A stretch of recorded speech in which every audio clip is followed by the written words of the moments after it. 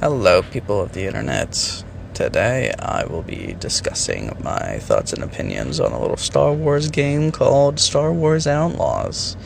I will be going over the story, my thoughts on the character, what I think they should have done, and just overall gameplay and all that is. And we're going to start off with just talking about the character Kate and Nyx. I personally don't like the character. I think she's very joyous in a very dire situation that she's in, and constantly making jokes and being just very optimistic about the situation she's in. Especially when she starts dealing with the Hutts, the cartel, even in the Empire. I do believe that they initially started this game with the idea of making this just Han Solo, but having Nyx in there, or having a side companion that could steal stuff and do all that stuff, really complicated it lore-wise, since Han Solo never brought up having a little companion of the sorts. But after playing it, seeing how it is, it's honestly a really good stealth game. I found stealthing stuff with the stun augment was a lot more entertaining than just trying to have a firefight with any of the troopers, because it just kind of got boring over a good portion of the time. I didn't find it fun, but sneaking around, trying to go 100% stealth was a lot more enjoyable for me personally. For the story, I think it stands on its own. It's pretty good, to be honest. Other than the character being very joyous when she has to encounter Jabba the Hutt, Crimson Dawn, the Pikes. I honestly think they maybe should have included the rebel faction being the anonymous faction that you can help out or something. I just think it's kind of lazy having nothing there, no incentive. But speaking of the factions, they are very cut and dry. They're all the same. I found fighting each one and having to go back and forth in the outposts wasn't an enjoyable experience. Definitely just made me want to find a way to fast travel, and that's exactly what I did.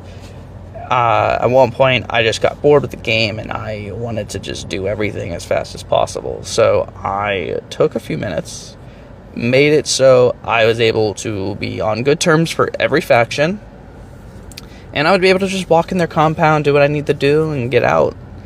It was super quick, fairly simple. And is it kind of the point of the game? I guess, but there's no real reason to focus any of the factions, because story-wise, it doesn't matter.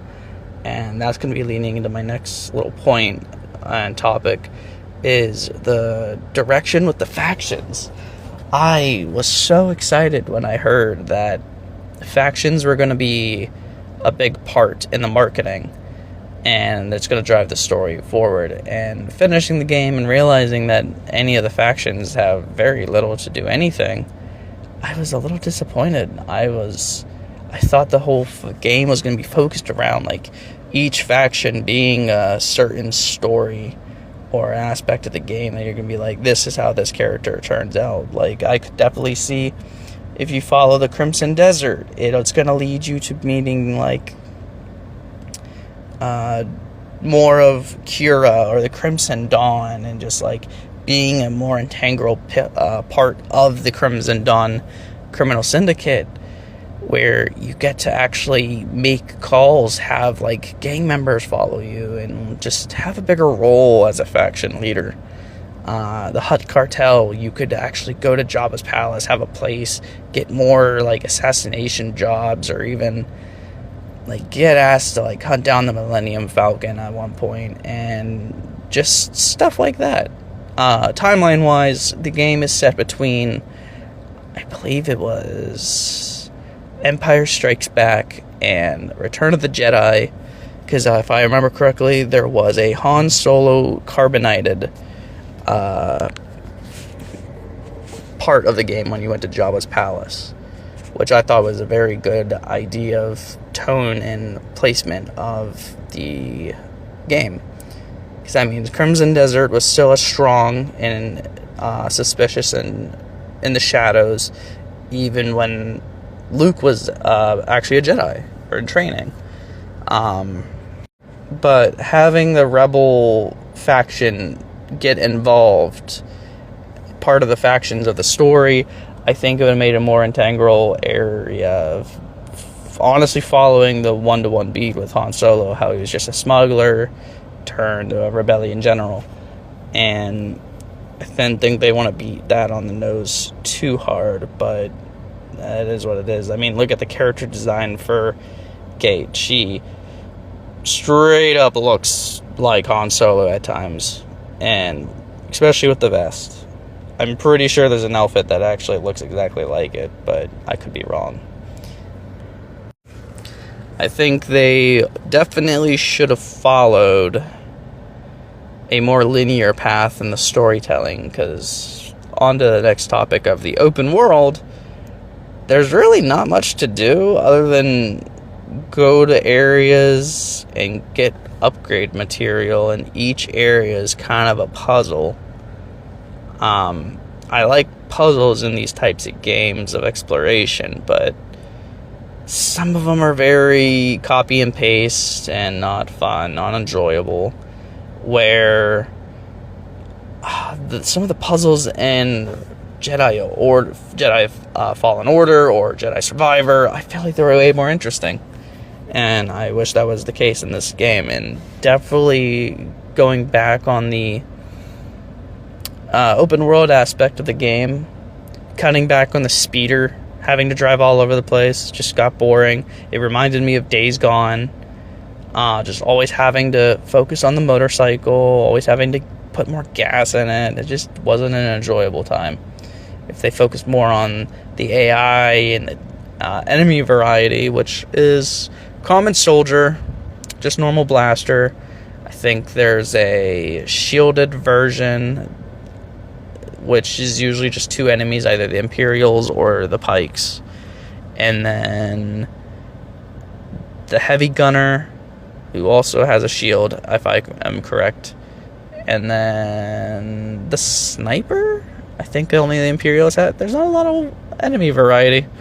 For a game that's so focused on factions and gameplay, like I said, the stealth was the most fun I had with Nyx doing it. It reminded me of my Assassin's Creed days, and I was very disappointed. It's a very disappointed game. I looked forward to it, avoided spoilers for it, and at the end of the day, it's just another mediocre Star Wars game that I think could have been more polished if they focused less on the open world and focused more on the linear path, the story, the factions. I wish it was a faction-based game, that each faction progression would come to an ultimate ending. That way the game has more replay value. You would get more story-focused missions on each faction you'd follow, starting out as just a let's say you start out being a thief for the Pikes. And obviously the Pikes are pretty much the main antagonists of the game, it seems. They are always fighting everybody. So just being a thief for them and getting opportunity for the Empire, the Rebellion, the Crimson Dawn, Jabba the Hutt, throw in some other factions, or even a bounty hunters guild or something. I don't know. It's just they had potential, and I don't think they entirely pulled it off. But a little bit of my closing thoughts on the entire game, because I just don't want to go through the whole explaining the game. If you're going to play it, I highly recommend trying to stealth a lot of it. I think it's more enjoyable. than just having firefights. I think Nyx is the best part of the entire game. The amount of interaction you have with Nyx is way more than the actual interaction Kate has with the environment. The amount of times that I tried to jump up somewhere and I couldn't because it wasn't a marked wall, or it wasn't one of those walls that has grips on the wall on the side. It was just kind of boring, especially playing games that have way better environmental obstacles, like Arc Raiders, how you can jump on literally anything kind of above you in your range to vault over, jump over, or do anything like that. It's odd. It's an odd game. I wish it was better, but some Star Wars games are going to be hit or miss. This is a miss. Jedi Survivor and Fallen Order, they were hits, right on the money, good games. Story isn't anything groundbreaking. Being focused on one score and trying to settle your debt from a death mark, and just ending up in more and more trouble with other people. Like I said, she was too joyous, in my opinion, for her getting involved with Crimson Dawn's bad side, Jabba the Hutt. She should have been terrified, and her cracking jokes and being a smart aleck about a lot of the situations was just not in lore accurate to how most people would be portrayed when it comes to these types of factions and individuals. Unless she had a much darker and much more grimy and tragic backstory that made her a much more hardened person, and I'd believe it more then, but she didn't. I think the story of her was just pretty simple. She was abandoned, she fought on her own, and it just kind of happened to work out for her, and she found a pet. We kind of had that story already with Jyn Erso, but that's another topic for another day. But I think that's all that I have to say about that game, and I will see you guys in the next video. Please like, subscribe, and see you next time. Bye.